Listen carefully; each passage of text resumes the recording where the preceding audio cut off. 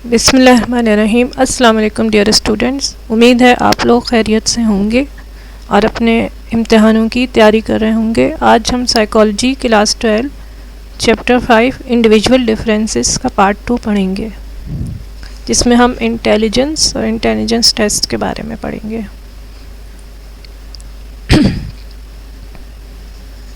अब इंटेलिजेंस क्या है? इंटेलिजेंस के लिए मुख्तलिफ डेफिनेशंस हैं, डिफरेंट व्यू पॉइंट्स हैं और इंटेलिजेंस मेजर करने के लिए मुख्तलिफ टेस्ट बनाए गए हैं। ठीक है, अब हम इंटेलिजेंस को ऐसे डिफ़ाइन कर सकते हैं कि intelligence is the ability to see relationship and is brought into play when dealing with situations और प्रॉब्लम्स। यानी कि इंटेलिजेंस उस वक्त काम आती है जब आप किसी सिचुएशंस या प्रॉब्लम्स का सामना करते हैं। ठीक है, तो आप जिसको हम जहानत भी कहते हैं आम ज़ुबान में। ठीक है, तो जब हम किसी भी प्रॉब्लम को हल कर रहे होते हैं तो हमारी जहानत, ठीक है, हमारा जो मेंटल एबिलिटी है वो काम आती है। ठीक है, अब इसको यूँ भी डिफ़ाइन कर सकते हैं, a set of general abilities including ability to learn from experience, think in abstract terms and deal effectively with one's environment. ठीक है, तो ये यानी कि इंसान की एबिलिटी है जो क्या वो लर्न करता है अपने एक्सपीरियंस से, किस तरह से वो सोचता है, किस तरह से अपने माहौल की मुख्तलिफ इर्द गिर्द जो उसकी चीज़ें हो रही हैं उसको किस तरह डील करता है, किस तरह अपने प्रॉब्लम सॉल्व करता है, एक सिचुएशन से किस तरह निकलता है। ये सब चीज़ें मिलकर इंटेलिजेंस बनाती हैं। यानी कि आप इंटेलिजेंस को यूँ भी डिफ़ाइन कर सकते हैं। ठीक है, तो इंटेलिजेंस जहानत जो है उसको जब हम मेजर करते हैं तो मुख्तलिफ उसके लिए टेस्ट हैं, और अगर नहीं भी मेजर करते हैं तो जब बहुत सारे बच्चे एक स्कूल में पढ़ रहे हैं, एक ख़ास क्लास में पढ़ते हैं, तो आपने देखा होगा कि कुछ बच्चे वीक होते हैं और उनके मार्क्स कम आते हैं, वो पीछे रह जाते हैं। कुछ बच्चे बहुत अच्छे होते हैं तो ये कहा जाता है कि जी ये बहुत ज़हीन है। तो क्या जहानत ही इंसान की सक्सेस का मेयार होती है? ऐसा ज़रूरी नहीं है। ठीक है, हमने देखा है कि आइंस्टाइन के बारे में भी मशहूर है कि वो बचपन में अपनी क्लासेस में फ़ेल हुआ करता था। ठीक है, वो एक अच्छा स्टूडेंट नहीं था, लेकिन आप देखें कि वो कहाँ से कहाँ पहुँच गया। ठीक, कहा जाता है उसका IQ बहुत ज़्यादा था, लेकिन क्लास में वो दूसरे बच्चों से पीछे रहता था, उसके टीचर्स उससे नाखुश रहते थे। ठीक है, इसी तरह एक बच्चा था जिसका नाम थॉमस वुडरो विल्सन था। ठीक है, तो ये भी अपनी क्लास में सबसे पीछे रहता था। ठीक है, और बहुत ही मुश्किल होती थी इसको अपनी एज के बच्चों के साथ क्लास में पढ़ना। ठीक है, लेकिन इसने बहुत ही मेहनत कर के स्पेशल स्कूल्स भी गया, तो उसके बाद ये आहिस्ता आहिस्ता जो है वो कामयाब होने लग गया। ठीक है, और फिर ये जो है वो इसने नोबेल प्राइज़ भी लिया और US का प्रेसिडेंट भी बना। ठीक है, 1912 में ये US का प्रेसिडेंट बना था। तो अगर हम इसका बचपन में जब ये छोटी क्लासेस में था, इसका IQ टेस्ट किया जाता या इंटेलिजेंस टेस्ट होती, जो कि एक स्टैंडर्ड कंडीशंस में होती और जो उसके एज के बच्चों की स्टैंडर्ड होती है उसके लिहाज से होती, तो हो सकता है वो उस टेस्ट को पास नहीं कर पाता, लेकिन वो सक्सेसफुल रहा और उसने अपनी ज़िंदगी में कामयाबियां हासिल की। तो ये बात है कि जहानत या इंटेलिजेंस टेस्टिंग इस बात को शो नहीं करती कि आप आगे की लाइफ में कितने कामयाब होते हैं। इसीलिए इंटेलिजेंस की डिफरेंट व्यू पॉइंट्स इंटेलिजेंस के बारे में, डिफरेंट डेफिनेशंस वजूद में आई हैं। ठीक है, और लोगों के इसमें काफ़ी जो है वो कॉन्फ्लिक्ट है। अब कुछ लोगों का कहना ये भी है कि इंटेलिजेंस जो है एज सच कोई चीज़ नहीं है, बल्कि ये कि हम जब इंटेलिजेंस टेस्ट करते हैं, उससे मेजर करते हैं, तो ये एक लेबल लगा देते हैं कि जी इसका ये IQ है। ठीक है, या ये इसकी इंटेलिजेंस है। तो इंटेलिजेंस एज सच एक डिफरेंट एंटिटी नहीं है। कि बहुत से लोग ये व्यू पॉइंट भी रखते हैं जो साइकोलॉजिस्ट हैं या जो भी रिसर्चर्स हैं। ठीक है, लेकिन कुछ का कहना है कि नहीं, ये एक एबिलिटी है जो इंसान में मौजूद होती है अपने प्रॉब्लम सॉल्व करने के लिए। अब हम यूँ भी कह सकते हैं कि इंटेलिजेंस जो है वो इंटेलेक्ट को यूज़ करना है, और इंटेलेक्ट क्या है? इंटेलेक्ट जो है वो faculty of knowing, thinking and understanding है। ठीक है, यानी कि इंटेलेक्ट क्या है कि इंटेलेक्ट में आप कहेंगे कि ये जानना, समझना, सोचना, ये सब इंटेलेक्ट में आ जाता है। और जब हम इंसान इन सारी चीज़ों को यूज़ करता है तो वो उसकी इंटेलिजेंस कहलाती है। ठीक है, इसी तरह जो इंसान एनवायरनमेंट से, अपनी एक्सपीरियंस से चीज़ें लर्न करता है, जो उसकी लर्निंग एबिलिटी है कि उसने कितना लर्न किया कि वो अपने आप को किसी ख़ास प्रॉब्लम से निकाल सके या प्रॉब्लम्स को सॉल्व कर सके, तो ये सब भी इंटेलिजेंस में शुमार होता है। हम कहते हैं कि इंटेलिजेंस, मुख्तलिफ़ किस्म के इंटेलिजेंस टेस्ट हैं जो कि यूज़ होते हैं इंटेलिजेंस को मेजर करने के लिए। ठीक है, तो अब ये कि पहला सक्सेसफुल इंटेलिजेंस टेस्ट जो था वो फ्रेंच साइकोलॉजिस्ट ने बनाया था, अल्फ्रेड बिनेट, 19वीं सेंचुरी में। ठीक है, इसने मेंटल एज का कॉन्सेप्ट दिया था कि आप मुख्तलिफ़ टेस्ट उसने बनाए थे, मुख्तलिफ़ किस्म की रिपीटेड ऑब्जर्वेशंस के साथ, रिपीटेड एक्सपेरिमेंट्स के साथ उसने कुछ टेस्ट बनाए थे जिससे उसने मेंटल एज निकालने का तरीका बताया था। फिर मेंटल एज को यूज़ करते हुए उसको आप इंटेलिजेंस टेस्टिंग की गई थी। ठीक है, उसने एक स्केल बनाया था टेस्ट आइटम्स का जिससे में यानी कि जो मुश्किल से मुश्किल तर होता जाता था। ठीक है, और जो भी इंटेलिजेंस में चेंजेस आती हैं वक्त के साथ साथ, जब आप एज वाइज चेंज हो रहा होता है, तो उस एज के लिहाज से उसने ये टेस्ट आइटम्स क्रिएट किए थे जो कि इंक्रीजिंग डिफ़िकल्टी के होते थे कि इस एज पे बच्चा कितना सॉल्व कर सकता है।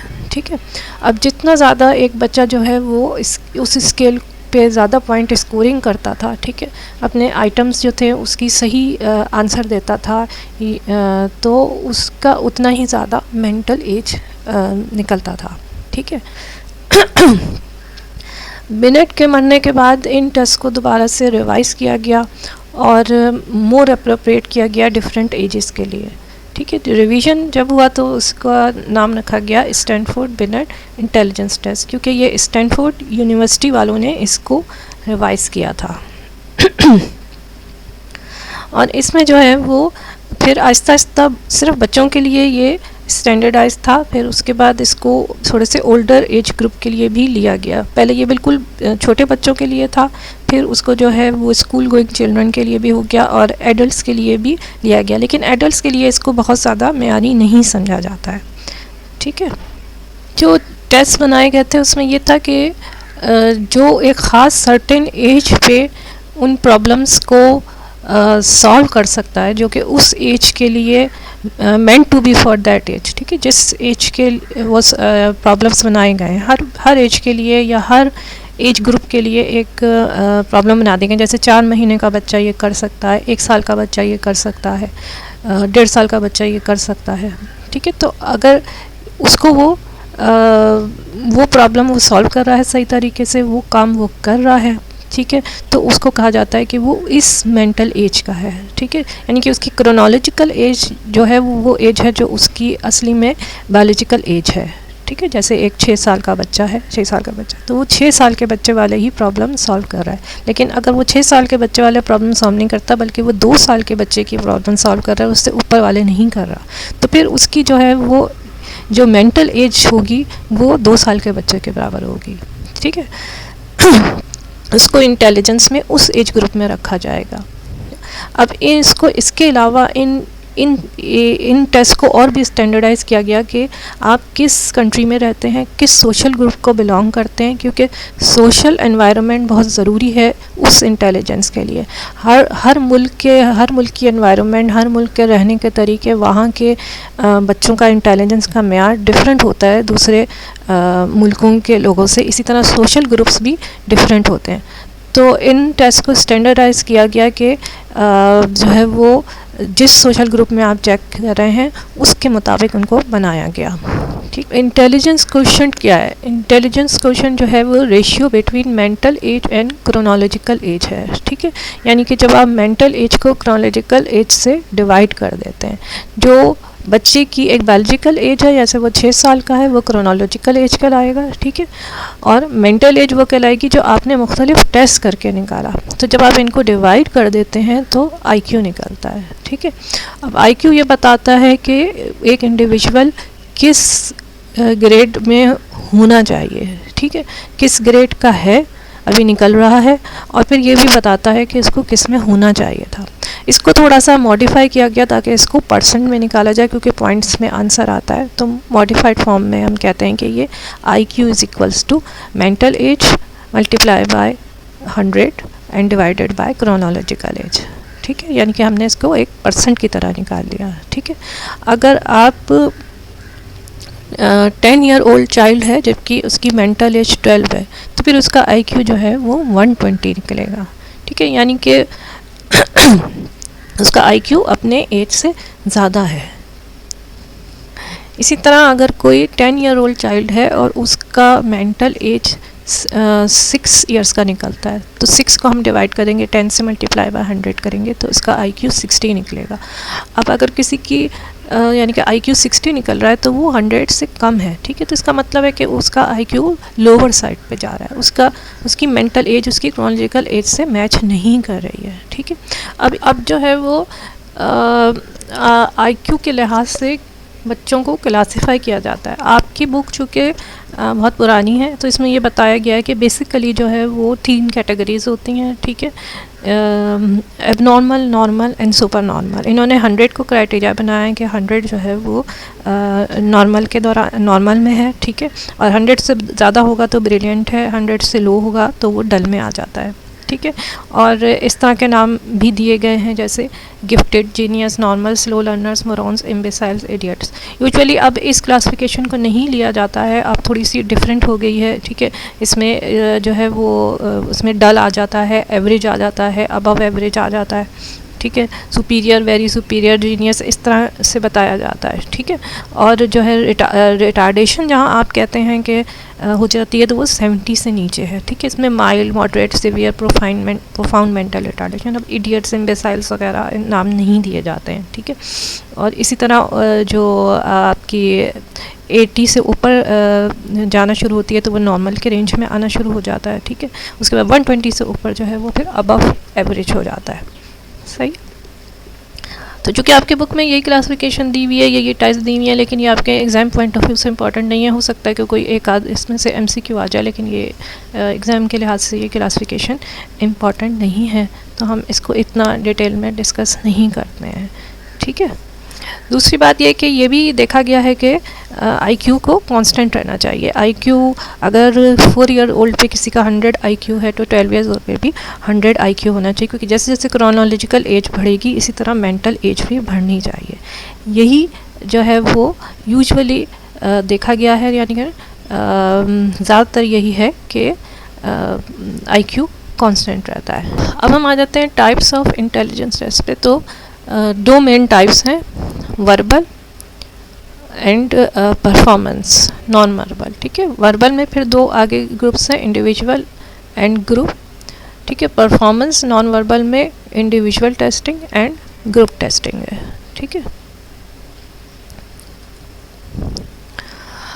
अब इंडिविजुअल वर्बल टेस्ट जो हैं उसके अंदर वर्ड्स या लैंग्वेज के प्रॉब्लम्स यूज़ होते हैं, ठीक है।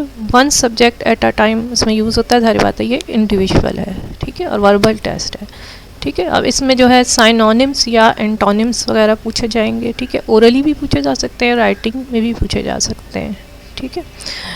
अब बिनेट जो था उसने जो है वो इस तरह के 22 टेस्ट डिज़ाइन किए थे for measuring memory, attention, imagination, emotions etcetera.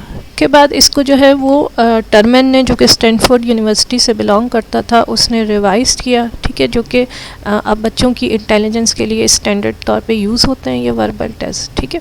जबकि जो बड़ों की इंटेलिजेंस स्केल के लिए टेस्ट है वो वेशलर का यूज़ होता है, और इसने जो है वो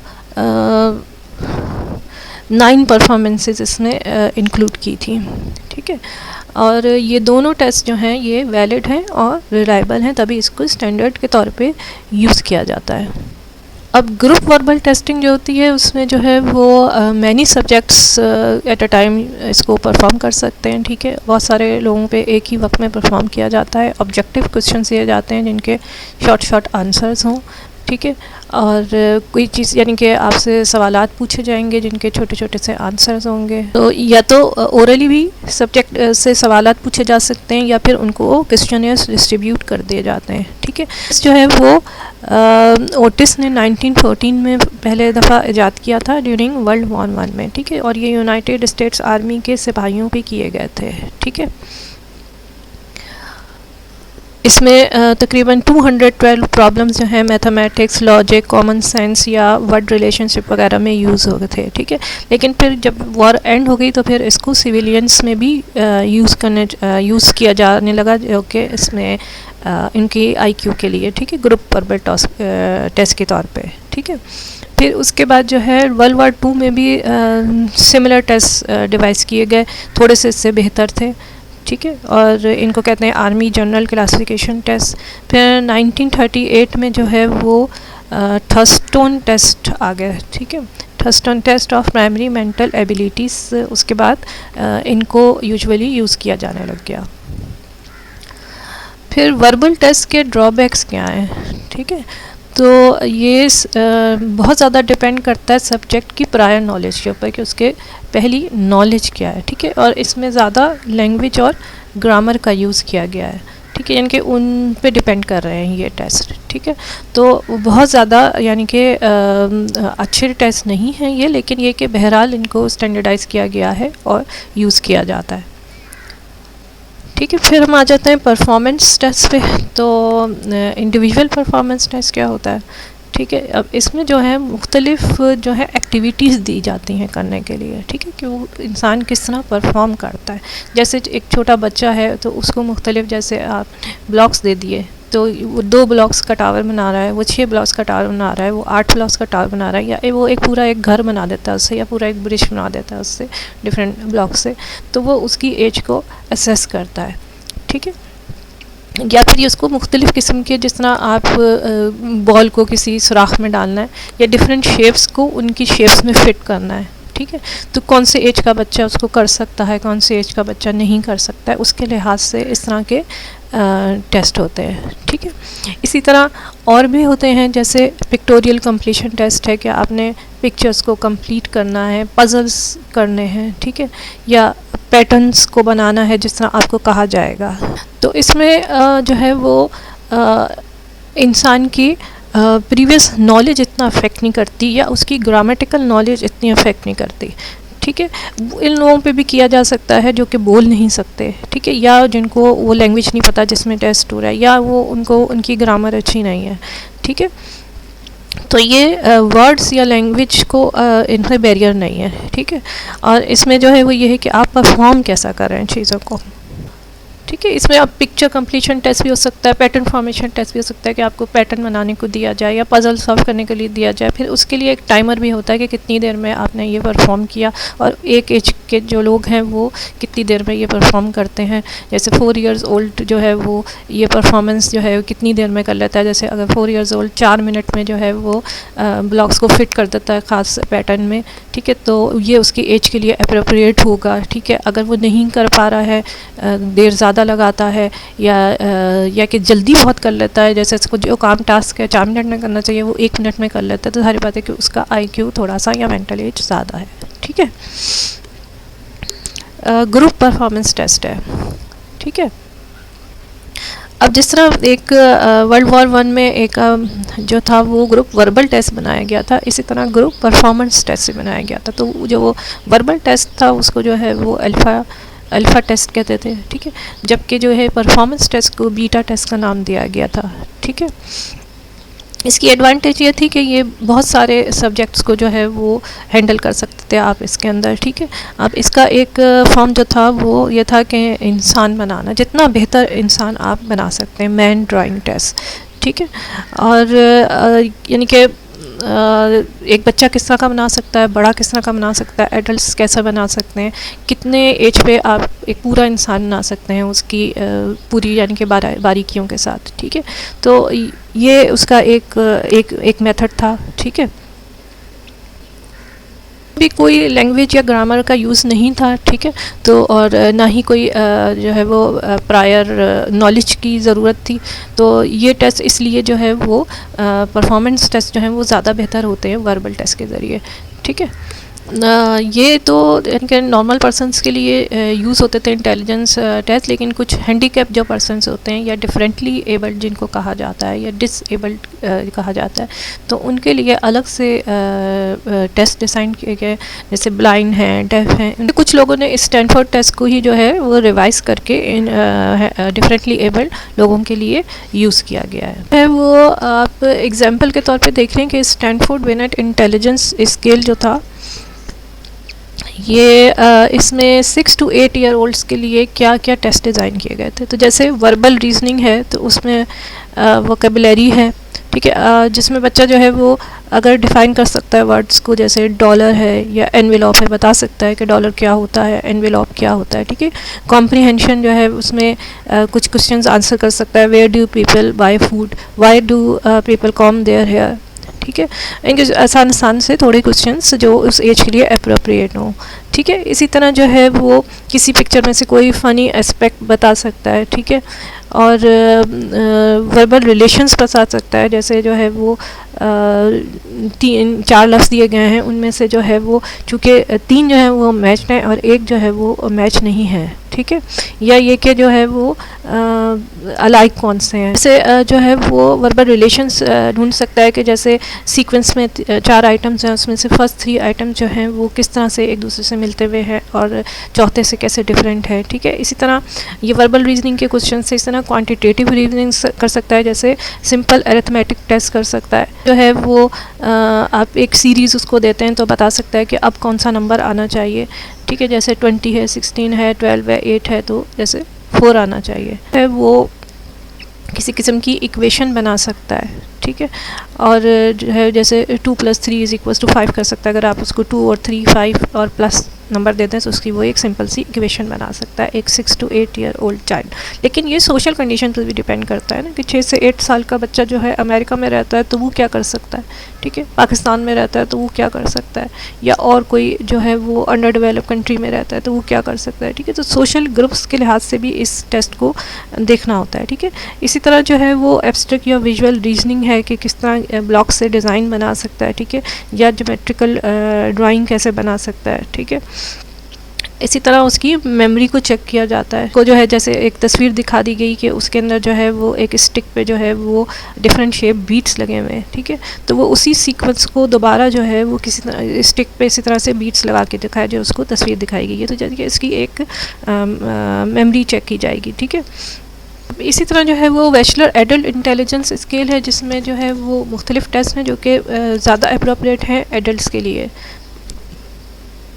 वर्बल स्केल है, परफॉर्मेंस स्केल है, ठीक है। अब इसमें जो है वो जनरल रेंज के क्वेश्चंस पूछे जा सकते हैं जो आपकी इंफॉर्मेशन या आपकी नॉलेज को चेक करेंगे, ठीक है। जैसे इटली का कैपिटल क्या है या किसी भी मुल्क का कैपिटल क्या है, ठीक है।